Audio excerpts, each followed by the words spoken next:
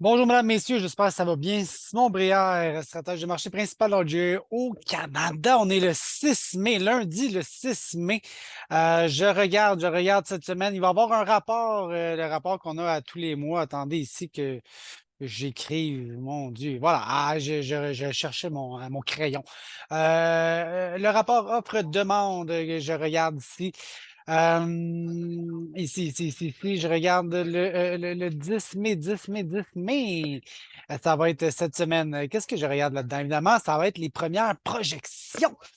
Les premières projections pour l'automne. On voit ici, mais je m'inspire de l'année dernière en 2023, mais de l'année passée. On voit qu'il n'y a toujours rien. En avril, et bang, on arrive avec les projections. Évidemment, je pourrais distiller tout ça. Ce qui nous intéresse, c'est à la fin, hein, on va déballer tout ça. Qu'est-ce qu'il y a comme les inventaires de fin qui sont prévus?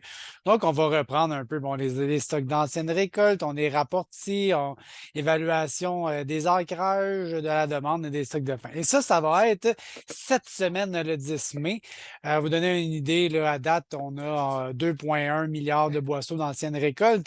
On va voir qu'est-ce qu'ils vont nous donner. Ils vont remettre probablement les 90 millions d'or qu'un rendement X, Y, Z très statistique.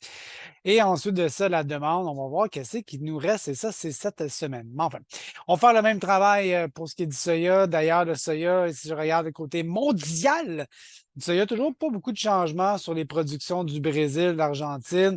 Le marché s'attend à ce que ces productions-là soient un petit peu plus faibles, mais ça se tarde à se confirmer au niveau du ministère de l'Agriculture aux États-Unis. Dans le blé, je regarde la production de la Russie ou de la région de la mer Noire. On voit ici l'Ukraine, ici la Russie. Si on regarde les productions de blé russe, c'est vraiment dans cette région-là.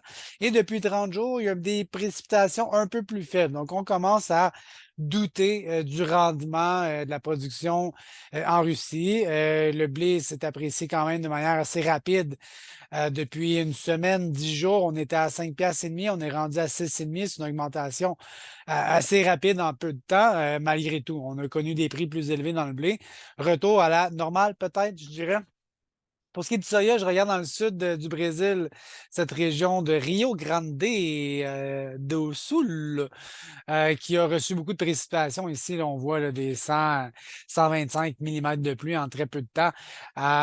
Inondation, on était rendu à la fin de la production, donc des phénomènes météo, je vous dirais, et ça a été l'élément déclencheur ou qui a propulsé hein, le soya, en fait, à travers son tourteau, le soybean meal, ici, le tourteau de soya qui est à la hausse.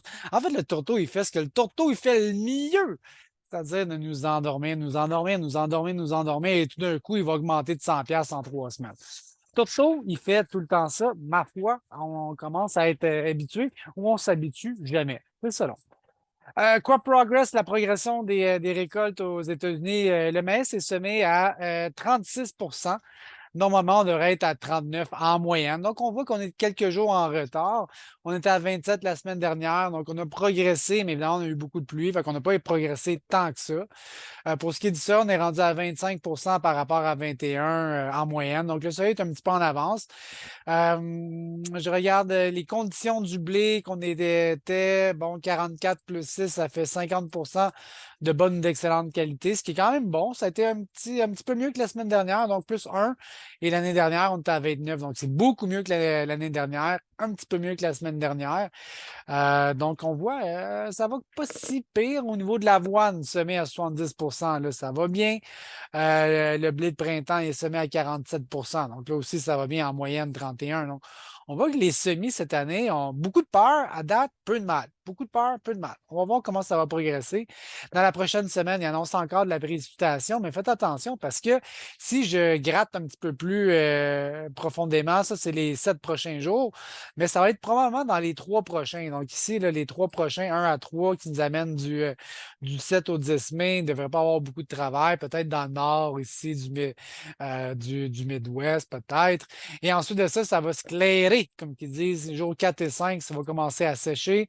6 et 7, ça devrait semer. Là, partout qu'on est capable, ça devrait rouler assez rapidement. Donc, faites attention parce que si je regarde la map des 7 prochains jours, ça laisse comme présager qu'il va n'y avoir aucun travail dans le champ, alors qu'en réalité, il risque de n'avoir peut-être un petit peu. Donc, on est ici à 39 on n'est pas vraiment dans le trouble. La semaine prochaine, ça va augmenter. Ce qu'on vise, c'est d'être à peu près à 50-60 à la mi-mai. Et je pense qu'on ne va pas être bien, bien loin de ces niveaux-là.